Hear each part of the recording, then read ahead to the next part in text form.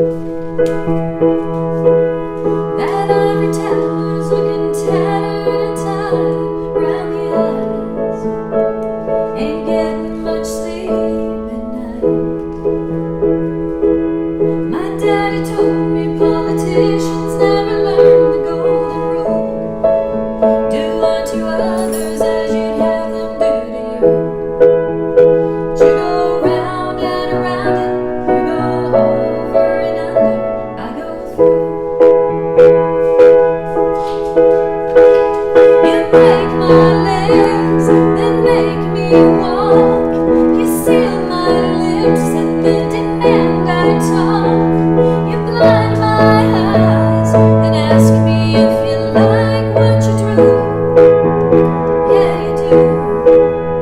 You go round and around it, you go over and under, I go through. You go round and around it, you go over and under, I go through. Welcome everybody. That was our song of the day, and we're going to learn all about that song in just a minute when I join my cohort Rob when we are talking about fear and hopefully fearing less, which is a big motto of mine. It comes to everything in life. Food, cheese, obviously, and we can't get the door. Here's one. Welcome. And we're going to talk fear. So come on out, everybody, into the downtown studio. And we will begin. Rob, what'd you think? Okay. Let's do it. I loved it. Okay, so I'll confession, because Okay. you sent me that yesterday. You're like, oh, this is a song. It means a lot to me. And I want to hear why. So this song is called I Go Through, Yes. and it's by a band called OR. OAR. Yeah. Do you know what that means? I don't Or even you know don't what it even stands know? for. This is the first time you sent me the name of the songs. Of course, went to YouTube. Yeah. Checked out the clip, and what a cool song. You liked it. I did like it. I And- sent it last night. Yeah. I was just brainstorming about what I wanted to talk about today, Yeah. and I was going to write down some notes today, and I just texted Gina the name of the song, and it's just called I Go Through. Yeah. I'm not even songs don't. It doesn't really matter what they really are about. It just matters of how resonated. Yeah, like how Yeah. you interpret it. Yeah. And the way I interpret it is, I mean, just in the chorus, he just says, so you could go around and you can go round and around, and Yeah. you can avoid it, Yep. dig or through you can just go through. and just deal with it. And that's Yeah, how I and that's that's where- how I approach fear. Roach fear. That's a great. I And- thought exactly that. And so when I Hit me. think of fear and I think of a song, to me that is Yeah. representative of the way I feel about it Right. or how I approach it. That's just the one that comes to mind. It just popped up. It was really great. Thank you for that introduction glad of you that liked song, it. because that is so cool. And the whole one of the lyrics, you seal my lips, but then you ask me to talk. Yeah. And I think that's part of the deal now too. It's like, oh, you should try this. Oh, but don't because of this. Yeah. And you get that every day. And that's kind of when it comes to food, or when it comes to what's happening now. Do this. Don't do this. But you have Yeah. to do this. But you can't do that. It really nails it. That was really Well, cool. bravo to you for learning it in like 12 hours. So that was pretty good. Oh my God. That was impressive. She was Okay. in there practicing, and You're like- me and Roger, her husband, were sitting out on the balcony chatting, and I had no idea that that was going to be the song. I wanted it to be surprised, but I That's had cool. to practice a couple more times. Well, and at the very yeah. end too, so you just played you didn't play the whole No. thing through, but at the Yeah. end there's a little kind of a musical breakdown, and then there's something about like the songwriter, the artist, one of his kids says Yeah. asks a question, Yeah. and the kid just the question just kind of cuts right through all the BS, Yeah. and So good. and he kind of makes a point that kids are innocent, they don't really know any better, they don't know about all the crap, and so they're fearless, Yeah. And why can't we and they keep get right that? to the point. Yeah. Yes. Why can't we keep that? Well, And that's what what we'll talk happens, about. and that's what we'll talk about. And it's really crazy. Yeah. No fear. That's hence how I too want to go through. Yeah. Want to live. Have to remind myself this is here specifically so that sometimes if there's a moment I'm stressed or Yeah. facing I'm worried or I can't do this, like the song. I'm like, I can't do this song, but I'm gonna do the song, and if I flub it up, who cares? Who Better than cares? I've tried. In fact, that's one of my quotes. Fear is the pain arising from the anticipation of evil or being of sadness. That's Aristotle. So how long ago was that? So fear's always been around. But unless you Ari. push through it, then suddenly you've conquered it. So anyways. Yeah, so a couple of things that makes me think about. I mean, one is being in uncomfortable situations. That's something that it's easier said than done, but I try to seek uncomfortable situations. Yeah. I know that's when I'm growing and when I'm making the most progress as a person is when I'm doing something that I'm afraid, where I'm scared. Yes, I mean, that's when you grow. Getting up, I remember when we first started doing cheese classes and you were expecting me to get up in front of groups. And I mean, mind you, some of the times these were groups of like 6, 8, smaller groups, some of them at the beginning. And I was so scared. I was so afraid because there was an expectation and can I deliver? What are they going to think of me? Yes. What will they say about me? Create all the drama in the head before it's even happening. Yeah. I don't know who this definition of fear who came up with this, but I heard a long time ago that fear is simply lack of faith. Yes, true. And and not in a religious sense per se. I mean, faith just in the faith as just meaning like a confidence or trust in that something is going to happen. In this case, everything's going to be okay. Yeah. Right. And so I think about that definition, and it's a tool, and I'm like, wait a second, like let me just have faith. Let me and if religion helps with that, then that's great. Whatever your religion is. And on this Sunday sessions, we have a rule. Me and Gina have a rule that we only talk about the good. We do. It's only good. And so in terms of religion, we're not going to say anything bad because religion also does a lot of good for anyone who wants to criticize it. And I'm definitely one of those people who criticized it, especially as a college student and as a teenager growing up Catholic. Yes. Right. Yeah. But religion can do a lot of good as well. And so whatever faith it is. Whatever it is, whatever tool you use, whatever religion, and your religion can be a 12-step program. It can be the gym. It can be music. It can be the beach. It can be surfing. It can be cheese. I mean, it can be whatever it is that helps you make sense of life and alleviates fear and gives you that faith, knowing that just everything's going to be okay. Yeah. So what we're going to do today is, if you did buy a plate, and if you didn't, you can just learn along, but we're going to face some fears, the biggest fear factors in cheese. Right, Rob? So maybe, I don't know, do we talk a little bit about each one so that we can start eating? People obviously can eat away. I'm Gina, by the way, manning the chat line. We forgot about that. Yes, Cheese Whiz and Crazy Person and RobbyG, the professor of cheese and cheesemonger, Academy of Cheese manager at Venissimo. And we just want to share thoughts, cheeses, knowledge, history, stories about cheese. So you probably have noticed 4 very funky cheeses. Very funky. Which one you want to start I think with? what we should do is talk about the first cheese. I can maybe set up what's on the plate so we know what's what. Yep. And then we'll slowly go through each cheese one by one. Yep. Do we have an order for the cheeses that we want to taste? Well, I think first. Mimolette? Okay. Yeah. So it'll be really easy to tell this first cheese because it is bright orange. What kind of batteries does this cheese take, Gina? It is, this is called Mimolette. Go ahead and dig into this one. Why is this scary? This doesn't look scary. Why would anyone have fear of this cheese? Or probably nobody does now, but now after we say what it is, perhaps there will be a fear of this cheese. Some people might know. I'm going to read something from just a statistic. This is a fact. In 2013, the Food and Drug Administration detained about a ton of the cheese, putting further imports to the United States on hold. This was because the cheese mites could cause an allergic reaction if consumed in large quantities. The FDA stated that the cheese was above the standard of 6 mites per cubic inch. Mites. Now, when I hear the word mite, you can't see the mites. Let's put it this way. You can't see them. Yeah. But they're little mites, bugs, actually will eat the rind of the cheese, and it will help the cheese grow and age and mature properly. They are meant to be there. They are really harmless. Yeah, definitely. But if you ever, we get these wheels, and sometimes they're called boules or buoys, like a big, like a ball basically, like cannonballs. And when we get the wheels of Mimolette in from northern France, there is dust all over the package or inside the packaging because these little mites have gone to town while the cheese has been traveling in a boat coming here. Yeah, nature at its finest. And so they're creating the little pockets you might see on the rind. Yeah, which looks a lot like a cantaloupe. You can see like little craters and stuff in the rind. It looks totally like a cantaloupe.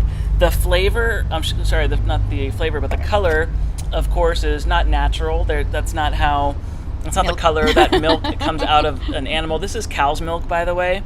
But this is from a region in the north called Nord-Pas-de-Calais. And it is what used to be Flanders. And it's an area where a lot of people still actually speak Dutch. And the cheese itself, Mimolette, is based on a classic Gouda called Edam. And I know a lot of people have probably heard of Edam. The name itself, Mimolette, comes from, it means basically not quite soft, so it refers to the texture in it being a harder cheese. It is so different from any other cheese from France. It's really more in the Gouda family. Yeah, definitely. I would say if Gouda and cheddar had a baby, that's what we always like to say, it would be Mimolette. Originally, they colored it with carrot juice. Now they use something called annatto. Yeah. I mean, that's a beautiful orange color. That's a sun. But Yeah. you're saying in an inch, they're allowed 6 mites? Only 6? That's Yeah, it? so that was what the That's FDA crazy. said. Because there's more than that. I think I just ate 12. The mites are protein. I know. They are. Exactly. That's another good thing about the bugs. But Some of you might remember that story. We weren't able to get Mimolette for I a know. while. Yeah, they banned it. At that time. And, sometimes it's like, who said all press is good press? I mean, it Right. made people want it more. Of course, Yes, it freaked true. some people out. Yeah. And now it's like, can I see the mites? Can I see the mites? Oh, the answer is yes. I think we have, I'll have to post after this a little YouTube clip. One of our cheesemongers had a very powerful microscope camera and captured some of the mites. Oh, wow. So, anyways, if anyone's interested in the mites, and Rachel Dutton on her site has yeah. a bunch of stuff about mites. So yeah, that's Mimolette. Flavor-wise, it's not too crazy. It's kind of nutty, and it's to me it just tastes like a Gouda. A little bit of sweetness to it. It's good. And the rind's edible. Sometimes it can be a little crunchy, a little too thick. I wouldn't eat it, but today it's very mild and fine. So there's a great quote by Charles de Gaulle, he was war hero, but also the president of France, had a great quote, and he's in one of his favorite cheeses was Mimolette, and he said, "How can you govern a country which has 246 varieties of cheese?" Which is a great quote. It's a great quote. The interesting thing is that there's like 10 times that now. I don't think he had the numbers right. maybe back then, I don't know. But he had another quote that I found, and I wanted to say it to you. I don't know if you've heard this one. No. Which is, "The better I get to know men, the more I find myself loving dogs." Okay, that's a great quote. I've heard things along those lines, but I didn't know Charles de Gaulle had a quote about that. So that was pretty good too. Okay, I like Charles. And we learn during this COVID crisis that we do run in packs as people because it's tough to kind of so we joke about people, but we love people. Yes. We love people too. Yes, people are good And we too. need people. As good as the cheese. Yes. Let's see. I was gonna say aged a minimum of 3 months, and that's good. Yeah, I think that's kind of Mimolette? what I had Yeah. on Mimolette. It's one that's always been around. It's one that we feature a lot during Halloween. We decorate them. we decorate them to look like pumpkins, basically. Yeah, because they're so cool. It's a cool cheese. But it is a fun cheese. Yeah. What else do we not have fear. on? What else do we Yeah. have before we get to the other cheeses on this plate? Okay, so we just kind of went crazy. We went I think wild. With the Mimolette, I'm trying to think what we might pair together. I'm going to say the pear. So, okay, dried pears, you guys, these look like ears. That's why we got it, because they're kind of creepy looking. They're right? eerie. They're eerie. Thank you. Ba-dum-bum. Eerie. Dried pears, they look like an ear. Not so appetizing. So some people are kind of like, ew, do I want to eat that? But you should, because it's delicious. Yeah. Just a dried pear. So that's one thing, and I think it'd be good with a Mimolette. Yeah, for sure. Then we have, you got it. You gotta love these. I like pears with the blue cheese too, and you do have. Oh, we could do that. Yeah, we could eat that too. But this one, chicharrones. Let's talk about that. If anyone, this is why they came up with the name chicharrone, which is a Mexican treat. Because if they called it pigskin, no one would want to eat it, right? Yeah, you have it's to have all a in name. the name. Pigeon is squab. You're not going to eat pigeon, but you might order a squab. Yeah. Same thing. Marketing. It's training the brain absolutely. to not worry that this is pigskin. But isn't it interesting that skin has to be fried to be good, even on chicken, right? Nobody kind of likes the flabby chicken skin. Yeah. But fried chicken skin? Come on. My dad tells me, and I think my dad it might be watching because he said he was going to watch. Hey, Dad, that my grandpa, they grew up on a farm, and he used to have a saying, "Everything but the oink." Everything but the oink. Yeah, I've heard everything but the squeal, but I like everything but the oink better. Everything but the oink. Oh my god. So nothing goes to waste. That's a common theme in food and cheese history too. Yeah, and if we could get past some of the stuff's bad. It is awful that they call the organs awful. Yeah. Because it makes you think it's awful. Yeah. But maybe some of it can be really good, and it wouldn't go to waste, and it's natural. But it's you're fearful.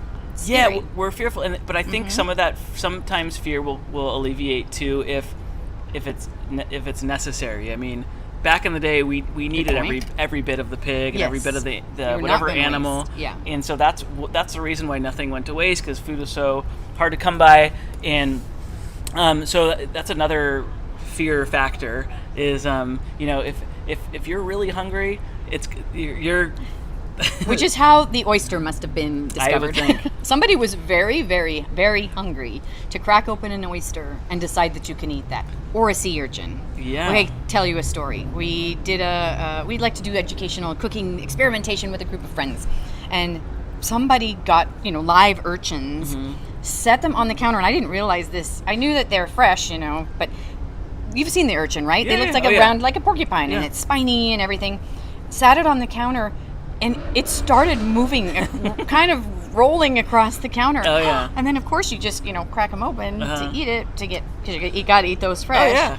Oh, yeah. That was getting over the fear then. You just cracked this thing that was just moving open, picked out the unnecessary, inedible part, but then you just had to go in and scoop out and eat. But I had to get it even past in my head, Robin. I'll try anything once. At least once. To get past the mental part of trying it was really difficult. Anyway. Yeah, I mean, it was hard for me. I mean, even seeing like lobsters and crabs. Lobsters, it's hard, right? Yeah. Fish. I mean, other fishes. Yeah. Scary fishes. Sardines. Anchovies. One thing we should silver-skinned things. How about I know you mentioned Mexico. In Mexico City, I've tried crickets on tacos before. The chapulines. Yes. Which I tried to find everybody all over town, because I know some restaurants have it, and I called everywhere looking for chapulines, but apparently you can only technically get them in Mexico, like Tijuana, and bring them over, and a lot of restaurants, I think, do that. But did you like them there? I mean, honestly, didn't taste like anything because it was fried. They were just fried, and it had more texture than anything, and but I saw a little cricket in my backyard last night, and I was just thinking... Grab it. I was totally thinking about that, Yeah, it's just something. It's weird. But, I mean, think of this. This is a great example. To us, we think shrimp are delicious. Yeah. Crawdads, lobster, like you said. Those are like water spiders. They're gross. But it'd be hard to eat a tarantula. But what's the diff? Yeah. I mean, really, one's inland, one's at sea. Anyway, they're creepy, but... I guess, given the opportunity, it's what we don't know, so we fear it. Yes, that's true. The unknown is a big one. I had another thing for fear, and something I think about a lot is, and I realized this about myself, was that one of the big fears I always had, especially when I was younger, was what other people thought. Yeah. And it was, and I still to this day, I don't know what it comes from. I mean, I think we can work on ourselves for forever, and we're still gonna have more questions than answers sometimes, but when I just had that when that was brought up to me, I started questioning my motivation for everything. So like, am I doing this because I'm concerned about what others think, or is it about am I doing this for myself? Yeah. I mean, if you really want to know what it comes from, it probably has to do with like lack of love for self. Because if you love yourself fully and have as realize it'll you be okay. should, Yeah. then you don't care what anyone else thinks because you only care what you think about Yes. yourself. Yeah. But that's, again, it's easier said than done. Sometimes it takes a little work to 'Cause get then there. Yeah, you might be different than everybody But- if you're being yourself. Like being aware of your own concern of what others think of you. You may think twice before you do certain things. When I say you, I'm talking about me. But say Rob. before Yeah. I show off or before Yeah. I post that, before I brag on Facebook or something, About how cool I am. Yeah. Maybe think about like what's my motivation for this? Why? I mean, even as deep as like, financial insecurity or whatever. Like Yeah. if people have a fear of financial insecurity and they want to be successful at this or that. Well, I mean, a lot of us are just fine. Yeah. So what do you want to do with that money? What do you Right. want it for? If you're fine now, right now. What do you're you very want fine. all Yeah, that? that's true. Do you want You it? worry about it all the time. Yeah, but are you worried about others thinking that you're a failure? And you're and is your motivation that you want them to see you driving around in the nice car or something? I'm worried I'll be homeless. I don't know. I Yeah, don't it's know. I weird, think yeah. I think it's something to think about. Yeah. With all of Why us. do you search for this? Okay. There was- yeah. Did we go through all of our accoutrements? Accoutrements. So, anchovies in the little tub, anchovies and sardines. Very prominent in like Portugal. But like silver skin things, like it's sometimes hard for me, like even silver skin salmon, and yeah. everything, to eat that silver and the skin. Again, there's something about skin, getting past the fear factor of skin, and the bones. You're crunching through the bones of this little critter. It's really delicious. I know when you go to in Spain, they'll put out plates of. Is it sardines or anchovies? Maybe in sardines. Spain, I think more sardines. They do both. They'll put out the yeah. plates and you just pop them Yes. like candy. Like candy, with or like- bones and all, everything. Yes, And lemon it's juice. just like nothing, yeah. So delicious. It's just something that's not common here, but delicious there. And I think half the fun of life is experiencing that.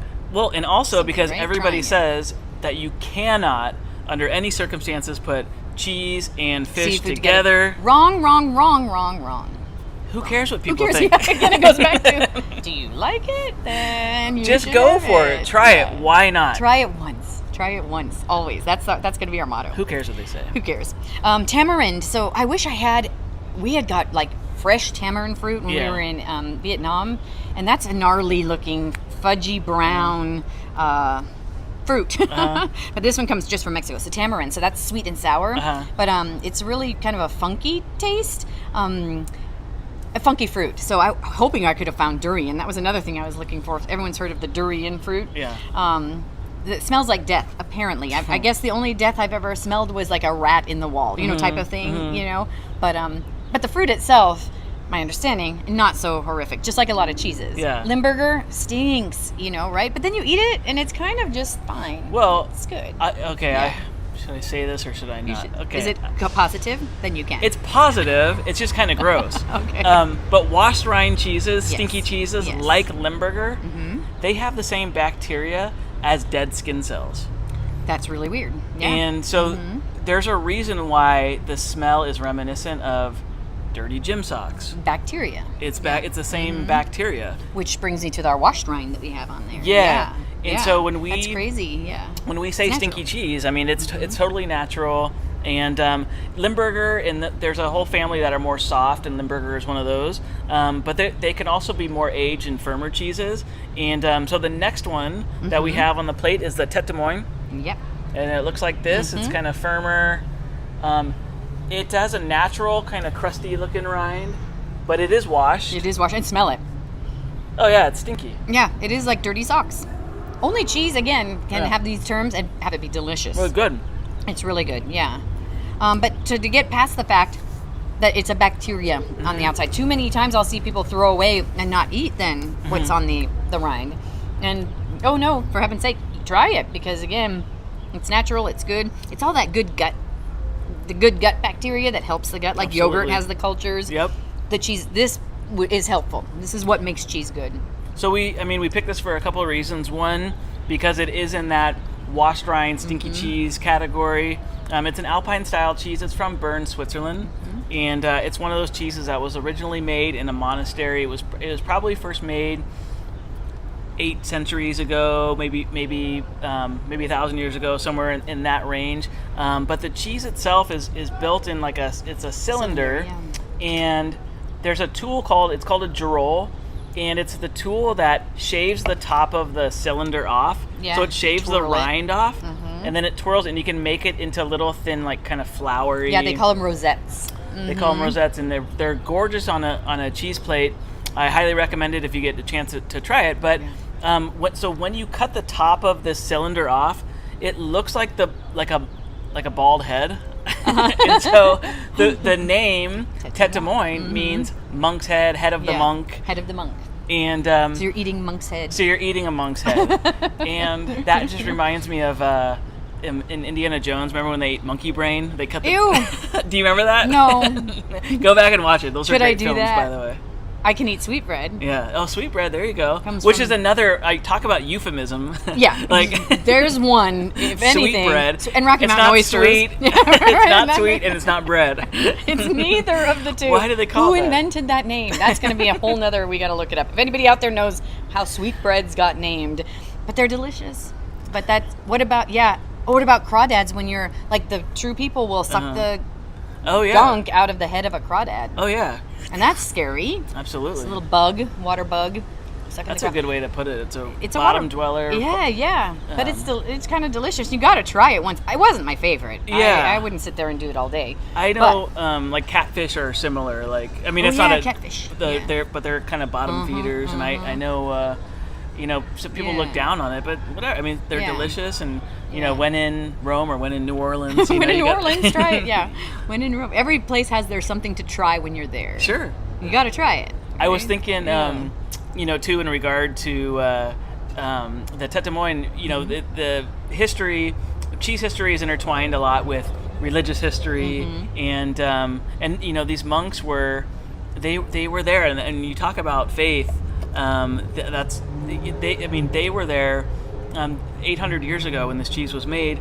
This is way scientific revolution and enlightenment and all that stuff, and they had nothing but faith. And so, I mean, these guys, when they create, a lot of cheeses are named after saints because they were really a stroke of luck or a gift from God. At least that's how the guys who lived in these monasteries, these religious people, felt about them. And they're eating spoiled milk. And imagine the first time that they tried a cheese, the faith that would have to go into that too. Yeah, first time to try kind of anything. Oh yeah, make just sure like all the stuff we what talked if about. it's. But if nobody faced that fear, no one would have tried. You never know you could. Right? So we thank them. We thank them. For being our Anyone guinea that pigs. just goes through it. Yeah, they went And through. They went through it and have discovered this wonderful thing. Yeah, it's so good. Now we're going to talk about the rinds too, and just that ripening and the scary rinds again that people don't understand. You can eat this. Yeah. So should we do the third cheese here? Let's do it. Go ahead. Which personally, okay, Rob, this is what you should eat with the fish. I think. Oh yeah. Is the Queso Leonora. Goat milk cheese from Spain, and Rob can tell you a little better history about it. But that one, to me, goes so good with the anchovy. Yeah. If there is any type of cheese that gets paired, I should say the first thing that traditionally gets paired with fish, seafood, it's goat's milk cheeses, and they tend to have like a tangy, sour thing going on, but a lot of times you get citrusy notes to it, and I think that's the reason why it tends to go, and it's lighter. Lemony, citrus, It's lemony, citrusy, and you get that on this cheese too. Yeah, but look at that gnarly rind, Rob. It almost looks washed, and when we say washed, those are typically pinkish, orangish color of rind. This one is ripening so fast. The other day it was not so ripe, this piece. Boy. But the rind, a breeze too. It's a bloomy rind, starts as that, but then as it ripens, it's getting really kind of sticky and funkier. But so often on a cheese plate, I'll see the rinds just laying there dead and poor neglected. rinds. The poor rinds. So everyone's kind of scared, not sure what to do with the rinds. If it's on the plate, pretty much eat it. Foil and wax, those are the two things you shouldn't, but everything else, eat it. Yeah? It's there. I mean, I think a lot of people... and the thing is, like, it's there. It's meant to be eaten. It's edible. Yeah. But if you don't like it, don't eat it. Yeah, of course. No. And if somebody is giving you a hard time, like a waiter for not eating your rind, who cares what they think? It goes back. We're circling back. And then I was like, I'm telling you, once you have that realization, it does fit it everything. works. Okay, we're gonna keep repeating that. But if you like it, don't eat it. But you don't knock it if you haven't tried it. Oh, for sure. Right. Okay. You got to try it. You got to go through it. Yes. You got to go through it at least once. You can't comment on something unless Nope. you tried it, and then Nope. you can effectively comment on yay or nay, whatever your thoughts are. Right. That's a whole nother thing. I mean, you can't comment unless on anything unless you've been there and done that. You've been there. You can't talk about politics unless you vote. We're not talking about politics. Exactly. No, but good. But that is a stinker. Yeah. Queso Leonora is from northwestern Spain. It's from a region called Castilla and Leon. And so the name is as straightforward as it can possibly get. It's just cheese from Leon. Mm-hmm. And it's relatively new in the world of cheese. Older cheeses are thousands of years old, hundreds of years old. This one is maybe 30 years old, so that's pretty new in the world of cheese. It comes from a single herd of goats, which I thought was interesting. Okay. So that means that it is unique to that time and that place. Yeah. And so they basically just pull that milk together, and it is a reflection of that time and that place. But the rind, this was perfect because the rind is just getting all kinds of funky right now. Yeah, I think it's super great. And I don't know if you said this, but it gets stronger, like the closer to the rind. There's a little softer area between the chalky paste, like the firmer white. It's almost bone white paste. And then the riper kind of little is off-white or kind of straw color. And then the rind. So there's three very distinct textures. Tastes. Yeah, and flavors. Taste, yeah, exactly. So fun. I just adore it.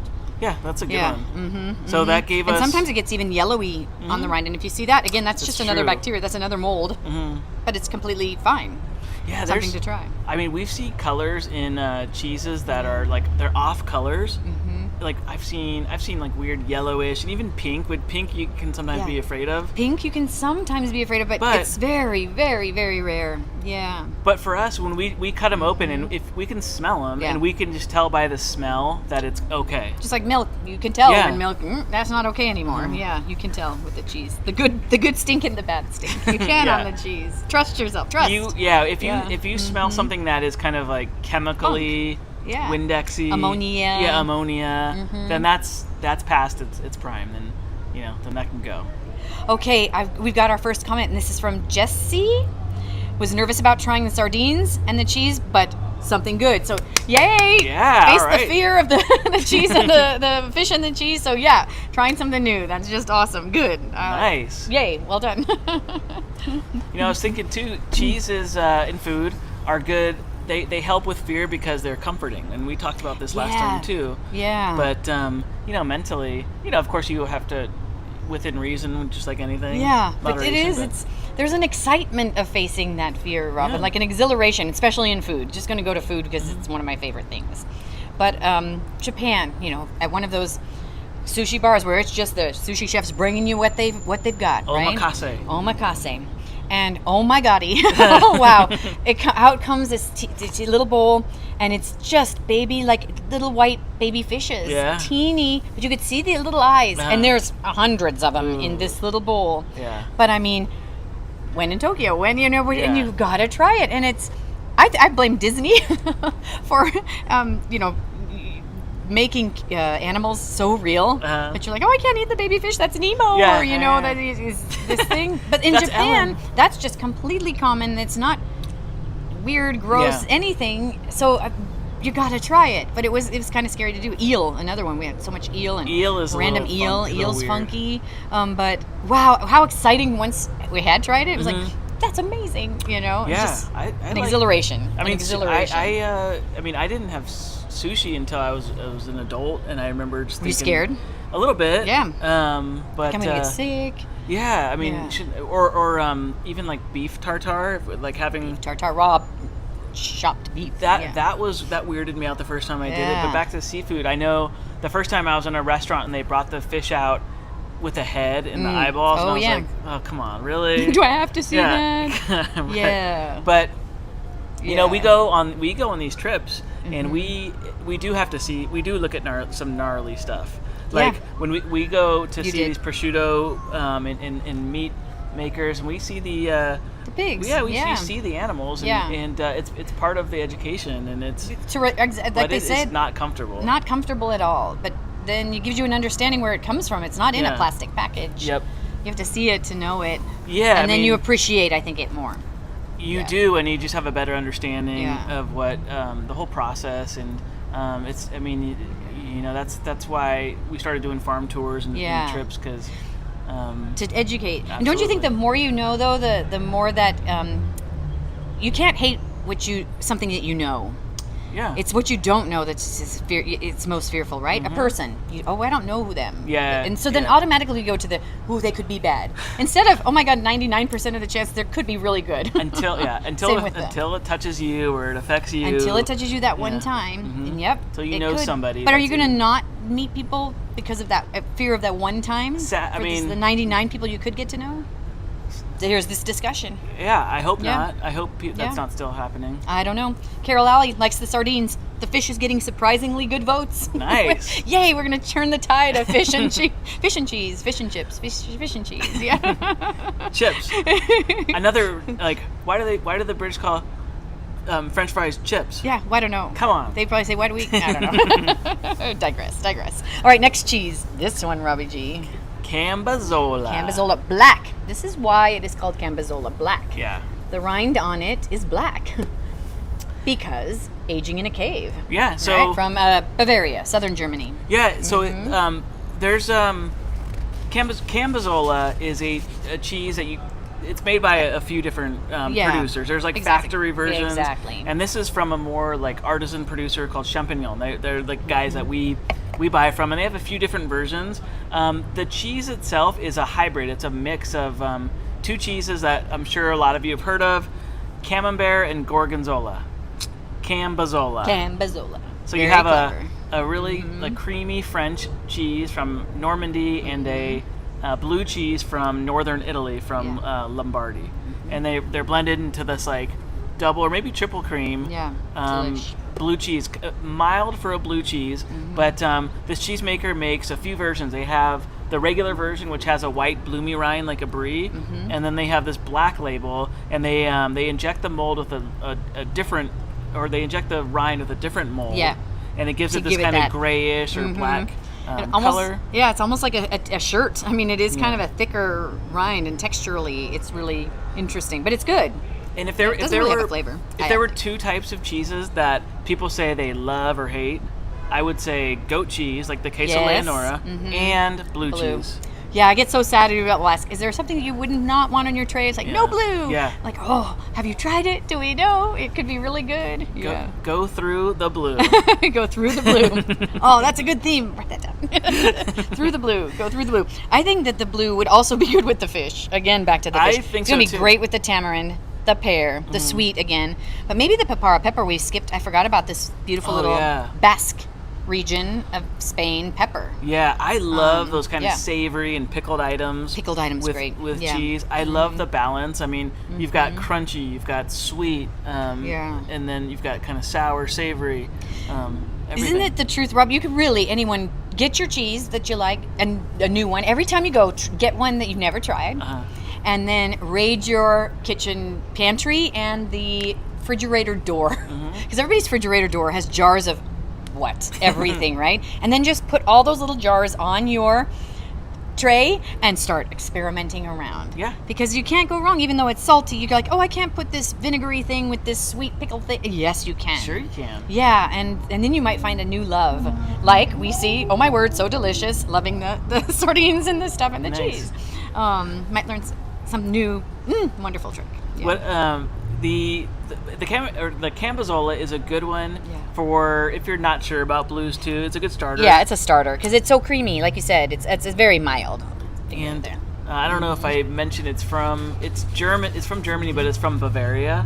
And I mean that's where Munich. Almost all of the cheese production in Germany happens in Alps. Bavaria. Most of it happens down in the Alps. That's so creamy. Is it? Yeah, I mean seriously cream. You're gonna have to try it. You should eat it with that other. Try it with the anchovy. Okay. Just see what you think. But I think it could be good. This one. Blues. Yep. Mold again. Let's try this. This is a good bite right here. Tangy, and Jess, again, I said try it with the pepper. Ooh, do you have a little bit more? You should try it with the pepper. Yeah, jump on in there. Those pepara peppers, the world That of is peppers good. are crazy, right? I want to try more and more peppers, but it's good, huh? Yeah. Not sharp of a hot pepper. You put a on the plates. There was a red pepper too that you put. That's Oh my God! Now that one will kick your ass. That one is gonna. If anybody eats the Thai chili, oh my gosh, I forgot to put it out here. The teeny little red or orange pepper on your plates is a Thai chili. There are no hotter chilies, I don't think. I think it beats the habanero. Sorry if you Personally, ate it without. be warned. Take a bite of the tip of that chili pepper. That teeny little pepper could do you in, but it's there just to be. If you want to just get a taste of something hot, nibble on that little by little, please. Little by little. Warning has been served. So I have to say that the Cambozola. What did you think with better? Oops, with the sardine. That's what I had. Or, Yeah. Yeah. It was good. It was like it was very salty together. Was it good with the cream? Yeah, but the cream and the like the kind of creamy butteriness of the cheese balanced it out. It was good. What about with the pepper? It was really good. Really good Yeah, too. it worked. Okay. It was good. Okay. Everything was good. That's super fun.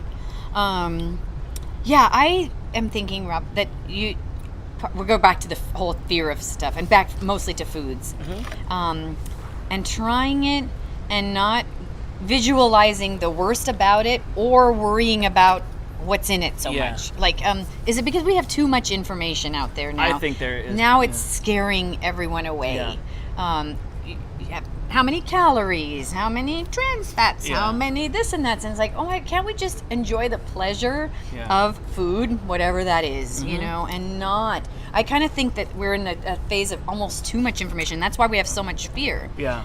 How can that be? You'd think the more you know, the less you would fear. It almost seems the more you know, the more you're like, I don't want to know, and now I'm even more scared of that. See what I mean? It's just hard to decipher I mean, you get so many mixed messages, and it's hard to tell what's real or what's not, and I think the problem is too much information. I think too much right now. Yeah. I think too much information. until we Just I mean, we are in pleasure. the information age. Yeah. I mean, maybe we haven't caught up with like understanding what to do with all that information yet. Maybe we're the guinea pigs right now in this time in history. Yeah, of how humans can process so much information. Yeah. And what we'll do with it or not do with it. We just have, I'm sorry, I'm just laughing now because, okay, red hot pepper, everybody. Got it? Said OMG, Carol's husband, red pepper is hot. Red pepper with salami. Some people got some salami as well. Put it with salami. That'd be the bomb for sure. Absolutely. It's kind of fun to try. Anybody try the tamarind with anything? Let me know what you might like that with. I want to try the tamarind with some cheese. Really? Oh, sour. Like those sour candies as a kid, but also it has heat because this is dusted with chili powder, Mexican style. Maybe that's good. Do the tamarind, everybody, with something. Oh, that's got some good sour. I'm puckering up. I like it. But I don't want to know about it. I just want to know that it's good. No. Like I feel even on cheeses, we have so much information. Each cheese, milk, country, but type of rennet. Is that too much? Can we just say it's delicious and eat it and enjoy it? Yeah. A croissant. Yeah. You're not gonna die. No, you're not. No, that's it. Anything you try. And that's what keeps you young and living. This is what I was reading, and I think it's so true, is how to stay young? Say yes to things. You want to try this? Yes. Right? And you want to taste that? Yes. And then suddenly you've done something that you've never done, and you've grown. I agree with that so much. One of my biggest pet peeves is people who their knee-jerk response to everything is no. And in 2 weeks we're gonna talk about creativity. Yes. And I've always loved working with you because it's I would say more often when I work with other people, it's like you have a crazy idea and people's first reaction is to be like, I don't know, and they think of all the reasons why it won't work. Or why you can't do that. Yes. And I'm like, no, hold on. Let's talk about why it will work, why it might work, that it could work. And yes. And let's approach it that way. And I don't know if that's like a human thing that we do that. Okay, I have one theory. You talk about little kids. They're not accustomed to no or just to what is impossible. because they haven't learned it in Yeah. school, like to be kind of like, no, this is how it's done. No, this is how it works. Yeah. Don't do this. No, no, no. I kind of think, I don't know, that we're kind of taught to say no. I really think that the fear discussion like totally leads into the creativity discussion because people who create, people who do things, people who are makers, and they're like doers. They go for it. They just see And the they're- end. They don't see anything in between. They just say, Well, and "This you is-" can't be yeah. afraid to fail. You can't be afraid to look stupid. That's how you grow. Yeah. Yeah, that's how you grow. I said, Dale Carnegie said something like that. If we just spend all of our time not worrying about what couldn't happen and just get it done, Yeah. and suddenly it's done, and wow, you've done it. Yeah. Before you, Yeah, before it you go- know it. Through. You gotta just you go gotta through. go through it. You gotta- gotta go through it. No matter how scary it seems. We have a good vote for Tamarind, everyone, with the Mimolette. Oh, yeah, I could see that. That could be good. The sweet sour. Again, I tried would it be with beautiful. Tete de Moine, and that was good, good too. too. But I think it has the it has like the qualities that are gonna go with a lot of cheeses Yeah. because it's got a little sweetness, it's got the sour, so it's gonna Yeah. balance in different ways. Yeah, for sure, Yeah. What about, Rob? Okay, back to I had another thing of fear of how to conquer it though, like how to get past saying yes. I think is one Yeah. way. Do you want to take a ride on my Vespa? Yes. Yeah. Do you want to? Like, I convinced my mom the other day. She's like, oh no. She had I'm never like, been on the Vespa. She's been on, but it's Oh. been a couple of years. And then I said, hey, Gert, let's do this. And she goes, okay, yeah. So she hops on the back. Oh my God, I bet you I wish I had her face. She was smiling like a kid. And she goes, oh, the fresh air. She's on the back and she's like, I love the fresh air. But I could just see her smiling like a little kid back there, Yeah, yeah. because she said yes and gave it a try, right? Yeah. Well, talk about jumping out of an airplane, which you did this Yeah, year. that Was was it this so year or last scary. year? It was this year. And it was like, okay. Because, somebody asked you, like, you want to do it? And I was like, Yes. What's that Jim Carrey movie? Yes Man or something? Yes, man. I'm the Yeah. the yes man. Yes, girl. Yes, gal. It was so crazy. I was terrified. But you don't have time to be terrified. They Yeah. don't let you stand there and, like, contemplate. It's just jump and go. Uh-huh. But again, 99.9% chance it's going to be fine. Yeah, you're more chance of getting killed in a Yeah. car accident. Yes, exactly. So it was like, why not? Yeah. Wow, exhilarating. Heart pumping, but it's good to get the heart pumping. I Yeah. feel like sometimes now we're so fearful of something that we're kind of fearful of getting the heart pumping and having that adrenaline rush. Yeah. Yeah. But wow, I'm kind of now getting it. I want to be addicted to that a little bit. Yeah. I think you talk about conquering, and I always go back to tools. I use the term tools, and tools are just, it could be something as simple as like just something that you think about, something you tell yourself, and that just goes back to like, well, what's my motivation? Like what could really happen? Like Yeah. what's the worst that can happen? That's if you can answer those questions about Yeah. something, then you're like, you would know what to do if it happened. Then. Yeah. Which the worst rarely does, but if it does, because you said it in your head, if this happens, like, this is what I do. You'd be prepared. You'd be ready. Yeah, I mean you're Yeah. ready for it, and then it's like, and then I think about like how small of a chance of something bad happening is in those situations, and I'll repeat that to myself. But it's for me, it's when it comes to doing things. I mean, a lot of it is taking chances in business, but taking other chances in other things in life. It's like, well, what's going to happen? Like the worst thing that's going to happen is someone will say no, or just it won't work out. I'm not going to die. My ego might be bruised a little bit, but that's the worst that's going to happen. And there's three things. Either you go for it. Yes. There's three options, right? You either go for it, go through it. Yep. You go through it and fail, True. or you don't go through it. Yeah. You go, okay. I would rather go through it and fail than not go through it. Yes, because then you get to the end of your life and you have this major regret. As long as I can Yes. say I tried, I'm cool. I'm happy. Super cool. Rob, okay, this struck me, and I've been holding this, and it's funny you wanted to do this fear thing. Saw this article on CNN because we had somebody that, was facing cancer, really a terminal, scary thing.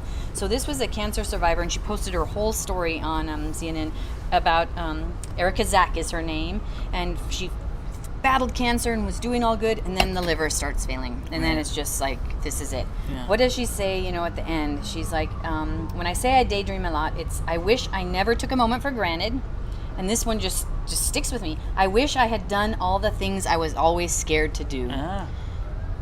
Because she couldn't at that point do that. She's done. She didn't have the chance to do the things she was scared to do. Those are the things she regretted the most. So regrets. I don't want to get to the end and regret that I didn't try something. Rather, like you said, fail. I've tried and failed, or tried and hated it. Tasted something and said, "Oh no." Yeah, exactly. But then I said I idea. tasted it. Then I've got a story. I tasted it. I tried it. It's really, really good. So anyway, that just really, really strikes me. Yeah, I have. Yeah. I have so many thoughts and emotions that around cancer and like my history with that and my family and Touched everything. you, and I know like a lot of people have a fear of death. And of course, I do. We all do. I mean, and it's, you know, or it's looking, it comes for everybody at some point, and hopefully, you know, later, not sooner. But you know, if I know in dealing with cancer with my mom and being able to be there with her at the end and like and sitting with her and watching her die gracefully in her bed at home, actually, because I went through that with her, it really like took a lot of my fear of death away. That's so good. And I mean, of course, I had to deal with it in the proper emotion. way and everything, but I have to say, with going through that experience, it changed my approach in the way I'm not really afraid of it anymore. Yeah. It's just part of it's life. so natural. Yeah. And I actually, it might sound weird, but I felt so lucky to be able to be a part of that whole process and to experience that. Yeah. And I was in my 20s at the time. Yeah. Wow. And so it changed me, and where it could have destroyed me, I felt like it made me stronger. Exactly, because you understand it. Yeah. It's not this unknown, scary thing. Yeah. Yeah. And it's it's not like what you may. It's not like when you see action movies and people like dying. It's not like that at all. It's very human. But it's very unfortunately, natural. that's what everybody sees all day long. Every day. Yeah. And it's. I mean, quite frankly, it's just nothing to be afraid of. Yeah. And that's good. Yeah. Yeah. Sorry to bring that up. No, that's but the good point is, it's something that's part of life, and if you understand that, and I think that's, make sure you do everything you can while you're here again. That's just it, and that's a good way to put it. Death is part of life. Yeah. Dalai Lama says all that kind of stuff all the time, and it's so true, right? And it's just kind of matter of fact, and we blow it out of proportion. You know what I'm saying? And make ourselves crazy in the head before it even happens. We're worried about it all day, all the time while we're living. We're worried about dying, that we're not living. Exactly. You know? And that's it's all what I the think. stuff up here. Yeah, I think it's all up there, and I do it too. And I got to remind myself, I'm like, oh no. You know. Yeah, I gotta get a tattoo on my arm, obviously. It helps sometimes. I did it for tennis. I was like, oh, if I serve and I'm not a wimp, I'll see this, and that didn't work. And now I do it for other reasons. That helps your 150 mile an hour serve. Yes, it's at least 150. Yeah. I'll have it clocked. Yeah. But everyone's enjoying it. We really enjoy you being here. We had a idea. This was a good one, to show cheese knives from Carol. Oh, that's good. Big friend and cheese lover, Carol. Cheese knives and how they work them. So that's on the list. Yeah. Carol. We're just gonna keep rolling with new ideas and new combinations. Once we get all the shops open, make it easier for people to get their trays. I made a major blunder today with someone, and I apologize. No. You know who you are. Joby. And but anyways, try to get just even more tastes going for everybody. Just more fun, education. Enjoy the chatting back and forth. Yeah. Any ideas, suggestions? We're more than open to it.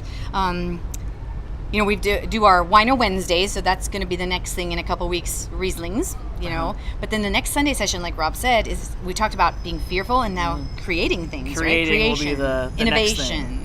And in cheese, there's lots to talk about. Fun creations in the cheese world. That's fun what's going to feature. Because we're on the retail side of things and the education side of things, but we deal a lot with the makers, and the makers are artists. I mean, they're creators. They're just scientists and artists together. Yeah, it's kind of a mix, a blend of those things, and they are like think of like a musician or a writer or somebody, and they care so much about their babies, their cheeses that they create. Exactly. Yes, they formed this just like any artist. thing. Yeah. So that's really great. And so it's interesting kind of dealing with them and hearing them. Yeah. So we'll talk about that. Yeah, a little bit more in the cheesemaking process and different innovations in the cheesemaking we'll talk about. And we thought we'll also talk about creating in the sense of like business and what we've, some of the things that we've done and some of the things that we've or the tools that we've used to create things over the years and the process. The song might have to be The Long and Winding Road for that one, because wow, it's not what you expect. But it's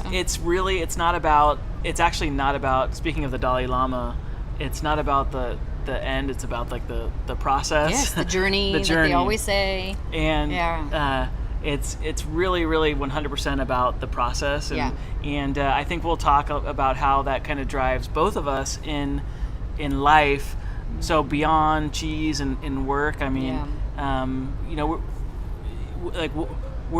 think we both kind of like agree that we live to create just in a lot of different ways. Yeah, create and joy. And the best thing, bring joy. Bring joy. Yeah. The best part about this job for me over the years has been that you've let me create things and kind of have a little part of little branch of the company to just go crazy. And this guy created all of the classes and everything. You're looking at the real deal here. but it's and knowing that if there is a thought, then it's something that we can do. Yeah. It doesn't have to just be a thought. We can take action. We can take action and go right through it. Go through it. On that note, see you again soon. Thank you all. Good night. Keep eating. Try them all, and we appreciate you. Take care. Ciao. Ciao. Good night.